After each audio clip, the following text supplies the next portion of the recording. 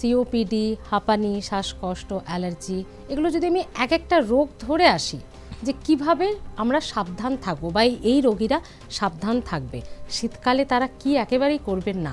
প্রথমত আমি এটা বলি, হাঁপানির আন্ডারে দুটো আসে, একটা হচ্ছে সিওপিডি আর একটা হচ্ছে অ্যাসমা। দুটো কিন্তু কমপ্লিটলি আলাদা রোগ। সিওপিডি হচ্ছে যেটা বয়স্কদের হয়, একটু একটা ইনফ্লুয়েন্স থাকে স্মোকিংয়ের, একটু লেট এজে হয়, যেটা আমি বললাম অলরেডি। আর এইসব ক্ষেত্রে ওনাদের মানে রোগের যে কোর্স সেটা অ্যাজমা থেকেও একটু আলাদা হয়। অ্যাজমা যেটা হয় সেটা হচ্ছে যে ইউজুয়ালি বাচ্চাদের হয়, অ্যালার্জির দ্বারা হয়, ছোটোবেলা থেকেই ঠান্ডা লেগে যাওয়া, বুক সাঁই সাঁই করা, এইসব সিমটম নিয়ে স্টার্ট হয়। পরবর্তীকালে যদি ঠিকঠাকভাবে চিকিৎসা না করা হয় এটা সিওপিডিতে পরিবর্তিত হতে পারে। তো এই ক্ষেত্রে আমাদের যেটা করতে হবে, যখনই ধরুন শীতকাল পড়ছে তার আগে প্রপারলি নিজের খেয়াল নিয়ে রাখা যে যা যা ভ্যাকসিনেশন পেন্ডিং আছে সেটা যেন অবশ্যই নিয়ে নেওয়া থাকে।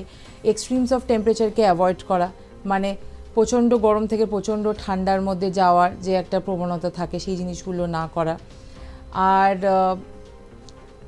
একটুখানি যাতে প্রিকশন নেওয়া যায়, কানটা যেন মুড়ে মানে কানটা ঢেকে বাইরে বেরোনো, প্লাস হচ্ছে ধরুন মাফলার পরা, প্রপারলি উইন্টার ক্লোদিং পরা, এই জিনিসগুলো যদি একটু খেয়াল করা যায় তাহলে অসুবিধা অতটা হওয়া উচিত না। বেশি সাইট্রাস ফ্রুটসটা একটু অ্যাভয়েড করা বেটার এই টাইমটাতে। লেবু জাতীয় ফলটা একটু অ্যাভয়েড করাটা বেটার, কারণ এটাতে ঠান্ডা লেগে যাওয়া একটা লেবু বা প্রবণতা টক থাকে। জাতীয় ফল যদি বলি আরো ভালো বুঝতে পারবে। লেবু বা টকটা বলাটা আরো বেটার। হ্যাঁ, তো এগুলোই হচ্ছে ইন জেনারেল প্রিকশন। আর তাছাড়া অবভিয়াসলি খুব ইম্পর্টেন্ট হচ্ছে প্রপারলি জল খাওয়া, নিজেকে ঠিকঠাকভাবে হাইড্রেটেড রাখা, নিজের খাওয়ার একটু ঠিকঠাকভাবে মেনটেন করা, নিজের স্লিপটা মানে ঘুমটা যেন ঠিকঠাকভাবে হয়।